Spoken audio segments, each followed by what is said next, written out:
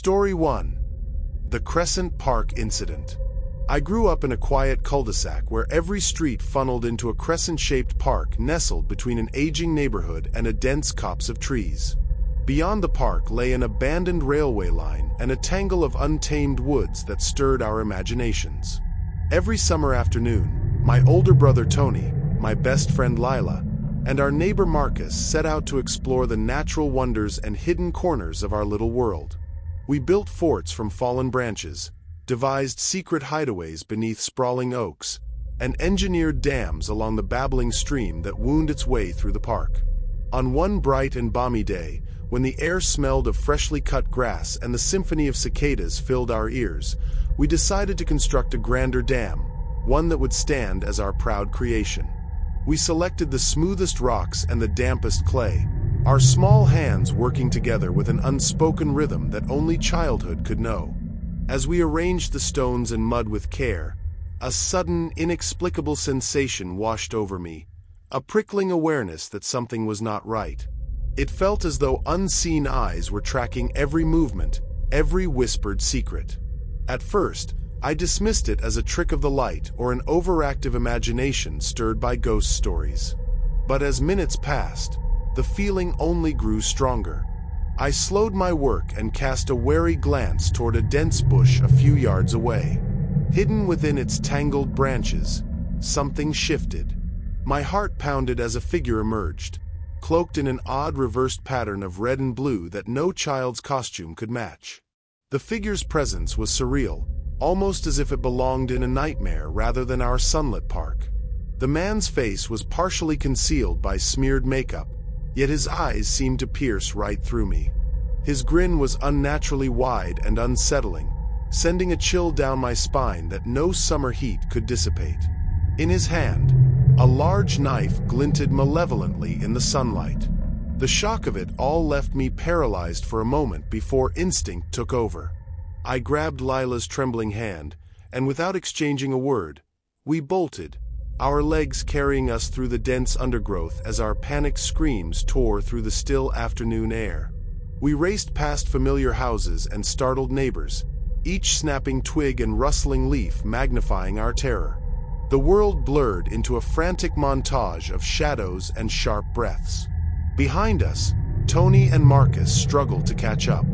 Their laughter, which might have once signaled a shared adventure, now rang hollow against the urgency of our escape. When we finally reached the safety of Lila's house, we huddled together, hearts pounding and eyes wide with disbelief. The sight of an old yellow sedan creeping slowly into view sent a new surge of dread through us. Out of that vehicle stepped the same eerie figure, this time without his hat, but still brandishing the knife as if it were a twisted invitation. Our neighbor, Mr. Daniels, burst from his home, his face a portrait of alarm as he guided us inside. In the ensuing chaos, the car sped away into the dusky street, leaving us and our community grappling with a terror that felt all too real. In the weeks that followed, police patrols became an unwelcome but constant reminder that our childhood sanctuary had been violated. Neighbors whispered about the incident, recounting fragments of the event as if it were a shared nightmare. Even as the park was slowly reshaped into a sanitized, open public space, the memory of that day endured, a reminder that even the safest of places can hide shadows capable of shattering innocence. The incident changed us. Tony's boisterous confidence was replaced with a quiet caution, and Lila's bright laughter now carried a trace of melancholy. Marcus, once so full of daring, began to watch the woods with an unsettling wariness. Our small world had cracked open, revealing a dark truth that had forever marred the bright hues of our childhood. That day remains etched in my memory as a turning point, a moment when the boundary between the familiar and the unknown blurred, leaving us forever changed by the glimpse of horror that lurked in the heart of our once beloved park. Story 2. The Haunted Trail Encounter. A couple of years after the unsettling events at Crescent Park, when I was about 12, I eagerly anticipated the seasonal thrill of the town's Halloween haunted trail, a spectacle renowned for its elaborate theatrics and spine-chilling atmosphere. Set on the grounds of a sprawling, renovated manor that had once belonged to a wealthy family, The trail was a masterful blend of art and horror. The manor's grand facade, with its ivy-covered walls and towering turrets, served as the perfect backdrop for a night of meticulously staged frights. As I stepped through the ornate iron gates, the cool autumn air carried the scent of damp leaves and wood smoke. The trail unfolded before me like a labyrinth of twisted pathways, each illuminated by strings of red Christmas lights that cast eerie, shifting shadows on the cobblestone paths. Actors in carefully crafted costumes moved with deliberate purpose, each performance designed to unsettle and surprise.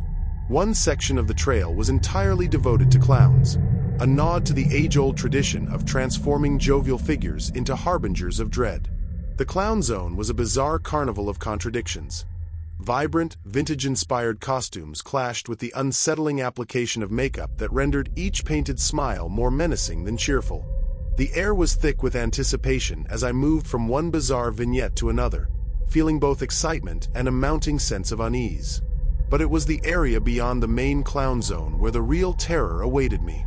Venturing off the beaten path, I found myself in a quieter, more isolated part of the trail. Here, the interplay of natural woods and artificial setups created a disconcerting blend of reality and fantasy. It was in this dim, shadowed corridor that I first saw him, a lone clown emerging from a dense copse of trees. His appearance was jarringly different from the polished actors I had seen moments before. His polyester suit was poorly made and stained, and his rubber mask was cracked, the artificial smile on it looking more like a grimace of derision than a friendly gesture. I felt my pulse quicken as he stepped closer, and in a moment of terrifying reality, he reached out and roughly tugged at my long blonde hair. The contact was brief, but enough to ignite a spark of raw fear. In that instant, he produced a real kitchen knife. Unlike the fake props used by his colleagues, the knife was tangible and dangerous, its dark handle a stark contrast to the theatrical surroundings. My scream caught in my throat as I turned and fled into the darkness of the woods, each step fueled by a surge of pure panic. Behind me, I heard his frustrated shout, a sound that was neither entirely in character nor fully human. I ran until the manic laughter and shouts faded into the night, leaving me trembling in isolation. In the aftermath, rumors spread among those who had attended the event. Whispers circulated that this intruder was no actor at all, but rather a vagrant with a troubled past and connections to a notorious trailer park known for its criminal activity. The line between staged terror and real danger had blurred, leaving an indelible mark on my young psyche. I began to see clowns everywhere. The cheerful face of a street performer became a mask for something sinister. That night on the haunted trail did more than scare me. It shattered the illusion that horror was always contained within a script, revealing instead that genuine malevolence could lurk in the most unexpected places. Over time, the haunted trail continued to draw crowds. But for me, the memory of that night lingered as a constant reminder of the fragility of safety, and the uninvited darkness that can invade even the most artfully constructed worlds. Story 3. The Vanishing Clown of Costa Verde. When I was 11, my family journeyed to Costa Verde, a picturesque coastal town in southern Spain renowned for its rich history, narrow cobblestone streets, and sun-dappled plazas. Costa Verde was a place where old-world charm met modern vibrancy. Its ancient buildings and vibrant markets whispered tales of centuries past. While my parents prepared for a local festival steeped in tradition, I was granted the rare freedom to explore a nearby urban park, a small but cherished oasis tucked away among winding alleys. On that particular day, the park struck me as unusually quiet. Normally filled with the laughter of playing children and the chatter of families, it now lay in an eerie, almost surreal stillness. The familiar swing sets and slides, once the heart of the park's energy, appeared deserted, as though time itself had paused. Undeterred by the silence, I set out to explore, my small feet carrying me along winding paths lined with weathered stone benches and clusters of flowering shrubs. As I ventured deeper into the park, a soft, melodious voice floated through the still air. I followed the sound to a wrought iron gate, where a figure in a faded clown costume stood beside a weathered white van. Unlike the gaudy costumes of circus clowns, his outfit was muted and worn, the fabric frayed at the edges and stained by time. With a measured, almost hypnotic cadence in his thick Spanish accent, he asked, "Niño, ¿Te gustan los payasos? His question, though simple, carried an undercurrent of both invitation and menace. For a long moment, I hesitated, captivated by the novelty yet wary of the man's unsettling demeanor. Then, almost as if on cue, he reached into the back of his van and produced two plain, unmarked cardboard boxes. In a quiet flourish, he pulled out a deflated balloon and, with deliberate care, began to inflate it. The balloon slowly morphed into the shape of a small, misshapen dog, a humble, almost pathetic creation compared to the elaborate shows I had seen elsewhere that day. His eyes, however, gleamed with an inexplicable intensity that made me shiver despite the warmth of the afternoon. Before I could decide whether to accept the balloon or step back, a comforting and familiar voice broke through the tension. Miguel, our kindly neighbor whose steady presence was known to all in Costa Verde, appeared at the park's edge. His face was etched with concern as he quickly assessed the situation.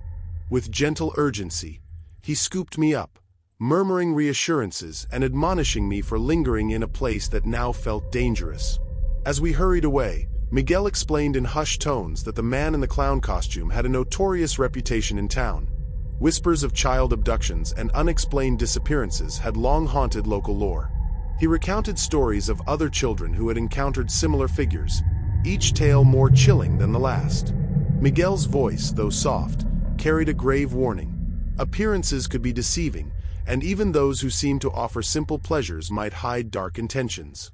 Later, as the local authorities began their investigation, townsfolk exchanged wary glances and low murmurs about the recent incident. The park, once a symbol of communal joy, had become shrouded in an aura of foreboding. I found myself haunted by the clown's parting words, softly uttered as if meant only for me. Acercate un poco white levara a un lugar muy especial. The phrase reverberated in my mind long after the danger had passed, each repetition adding weight to an already unsettling memory. In the days and weeks that followed, I struggled to reconcile the image of the kindly neighborhood park with the dark presence I had witnessed. Costa Verde gradually returned to its lively self, yet a subtle change had taken root in me, a lasting reminder that even in places of beauty and tradition, shadows could emerge unexpectedly. My adventure in that quiet park became a lesson in vigilance and a poignant reminder that sometimes, behind the warmest smiles, the most sinister intentions might hide.